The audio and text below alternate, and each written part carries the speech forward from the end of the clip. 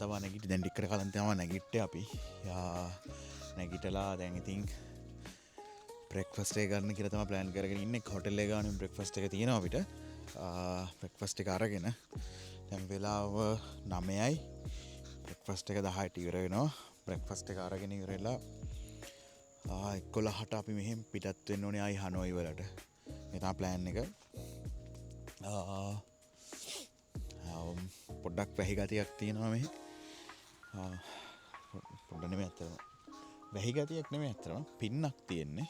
වුණාට ආසෙදි කොහොම වෙයිද දන්නේ නැහැ. හනෝයි මේ වෙනකොට කොහොමද දන්නෙත් නැහැ. මොකද හනෝයි වල තව බලන්න යන තැන් කීපයක් තියෙනවා. ඒ තැන් වලට යන්න බැරි වෙයිද දන්නේ නැහැ. මේ වැස්ස ගතිය තිබ්බොත් එහෙම. ඕකේ එහෙනම් අපි බ්‍රෙක්ෆාස්ට් එකට යමු.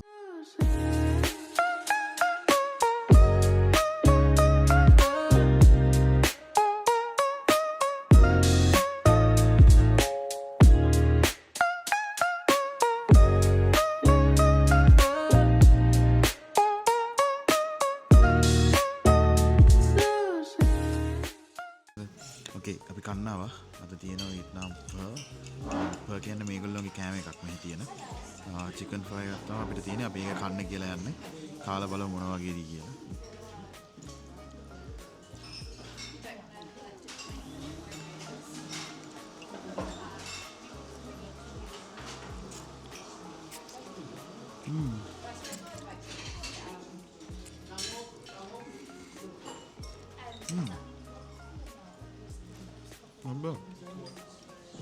Rasai?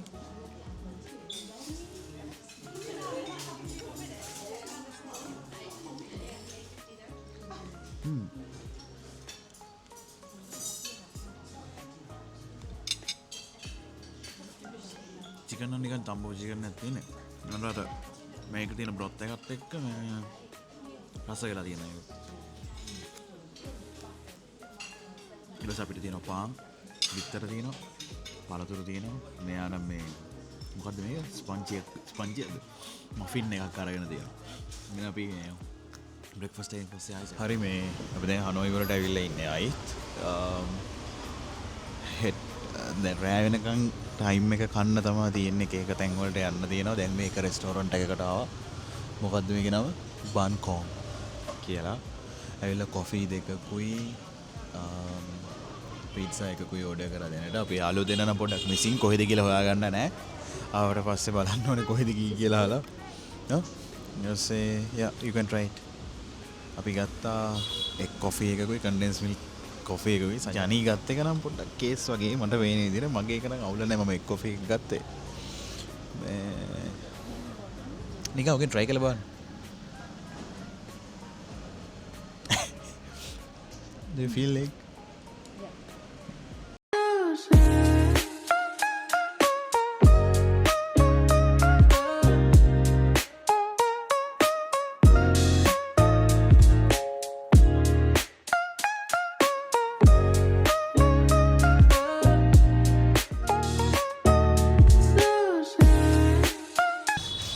ජනී ගත්ත එක පට්ටම තිත්තයි. හොඳටම තිත්තයි.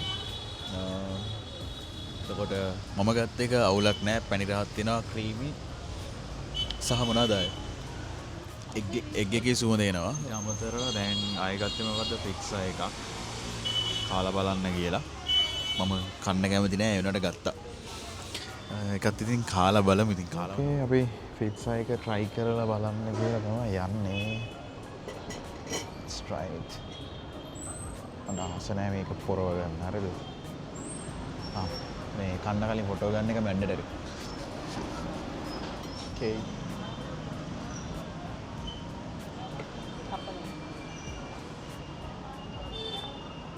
මේ thin crust නේ.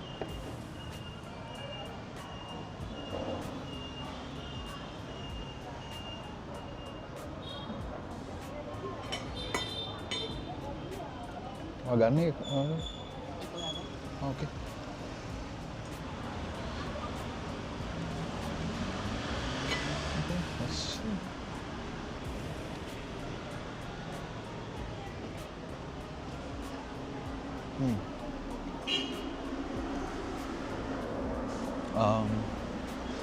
Just another pizza. I mean, it's not That's spicy.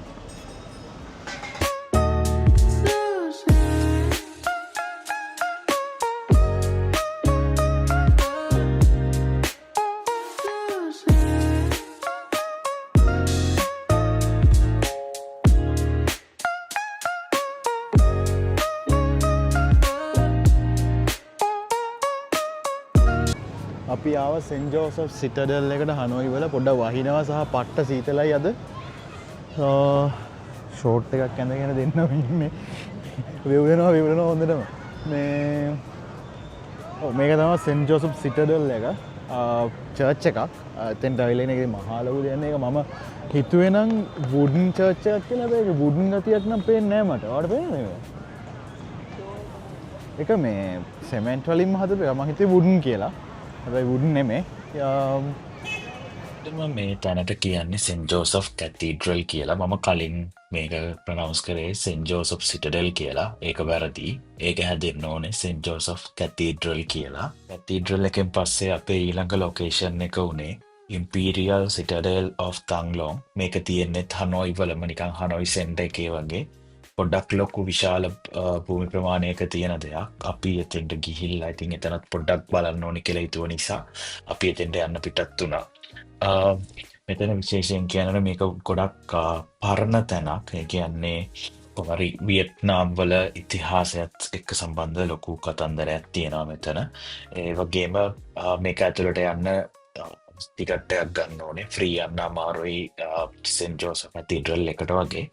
හැබැයි ඇතුළට ආවට පස්සේ ඉතින් ගොඩක් දේවල් බලන්න නම් තියෙනවා. මේක ඇතුලේ අපිට කෞතුකාගාරයක් හම්බුණා. තව පරණ ගොඩනැගිලි වගේක් හම්බුණා. ඒ වගේ දේවල් ටිකක් තිබුණා. හැබැයි අපිට සමහර තැන්වල නම් වීඩියෝ ගන්න බැරි වුණා. අපේ ඩිවයිසස් වල තිබුණු බැටරි තත්ත්වෙත් එක්ක සහ ආලෝක තත්ත්වෙත් එක්ක. හැබැයි අපි පුළුවන් විදිහට මේ වෙලාවේ මේ වීඩියෝ එකට අදාළ කරන වීඩියෝස් ගත්තා. විශේෂයෙන්ම කෞතුකාගාරේ සමහර තැන්වල. ඉතින් ඔයාලා යනවා නම් මේකටත් අනිවාර්යෙන් ගිහිල්ලා බලන්න. මේක ඇත්තටම යන්න කියන වටින තැනක්.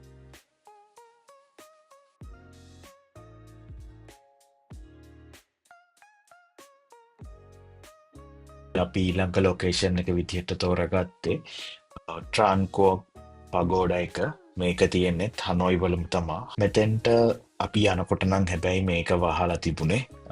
මට මතක විදිහට මේක 5:00 වගේ වෙනකොට වහනවා. පස්සේ අපේ ඊළඟ තැන උනේ හනෝයි ට්‍රේන් ස්ට්‍රීට් එක. අපි එතෙන්ට ගිහිල්ලා තමයි දින එක පවා ගන්න ප්ලෑන් කරගෙන තිබුණේ. දැන් පන්සල් වගේ එකකට ගියා. රජමාලිගා වගේ එකකට ගියා. මේ ඇවිල්ලා අවසානට කොහෙද ඇවිල්ලා ඉන්නේ? ට්‍රේන් ස්ට්‍රීට් එකට. ඉතින් අපිට තැන් කරන්න තියෙන අපි මෙතන ඩිනර් එක ගන්නවා කියලා තමයි කතා වුනේ. ඩිනර් එක අරගෙන ආයි අපේ හිටපු හොටෙල් එකට ගිහිල්ලා ඒ හොටෙල් එකෙන් අපි ප්ලෑන් කරගෙන ඉන්නේ පොෂ් එකක් දාගෙන ට්‍රේන් එකේ යන්න තියෙන මේ සපා යන්න තියෙන එකට රෙඩි වෙන්න. ඉතින් අපි නිකන් ඉන්නකම් අපි ගත්ත පොඩි කොෆි එකක් බොන්න. මම ගත්ත කොෆි එකක ලුණු දාලා තියෙන එක. සෝල්ටඩ් කොෆි එකක්. ජානි ගත්තා හොට් චොක්ලට් එකක්. මේ බලමු අපි try කරලා. මේක නම් රහයි ඇත්තට මට දැන් රහව පොඩ්ඩක් නිකන් try කරද්දි. Yep. This is nice. Try the foam.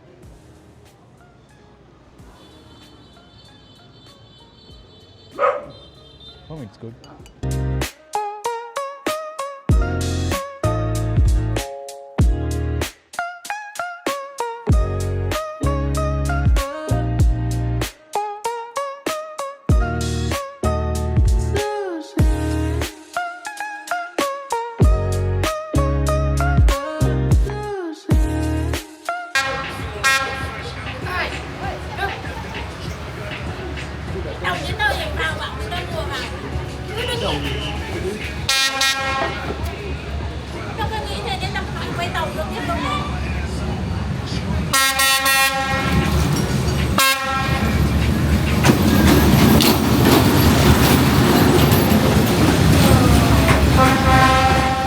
ඉතින් අපි හනෝයි ට්‍රේන් ස්ට්‍රීට් එකෙන් පස්සේ අපේ හොටෙල් එකට ගියා. ගිහිල්ලා එතනින් ලෑස්ති වෙලා අපි අපේ සපාවලට යන්න තියෙන ට්‍රේන් එක ගන්න තැනට පිටත් වුණා.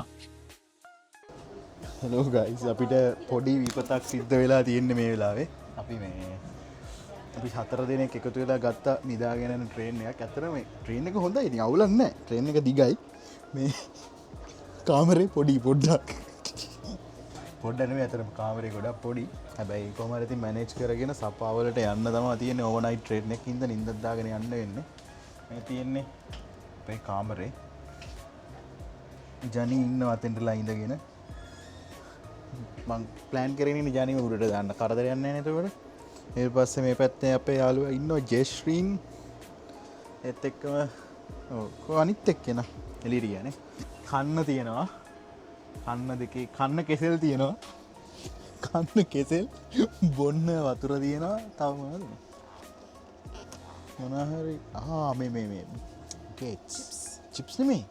සී අර මොකද්ද මම බගේට්ස් ෆ්‍රෙන්ච් පැරිස් බොගේට් නේද? හරි පැරිස් බොගේට් නෙමෙයි හරි. මම කියන්නේ ඒක වගේ එකක්. ඒක බොගේට්ස් වල කෑලි කපලා තියෙනවා. මෙතන තියෙනවා මේ පොඩි මේකක් හොද ගන්න ඕන එක රත් හොද ගන්න එහෙම.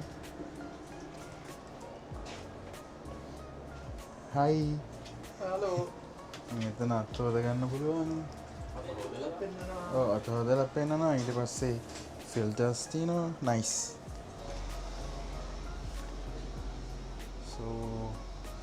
ඇත්තම කියනවා නම් මට නිකන් මෙතන එක්ස්පීරියන්ස් වෙන අර හැරි පොටර් එකේ 9 කාල ප්ලැට්ෆෝම් එකට ආවා වගේ. දැන් තියෙන්නේ සපා යනකම් ඉතින් නිදාගෙන යන්න තමයි තියෙන්නේ. තියෙන එකක් කාගෙන. ඔයා එන්න ඇතුළට.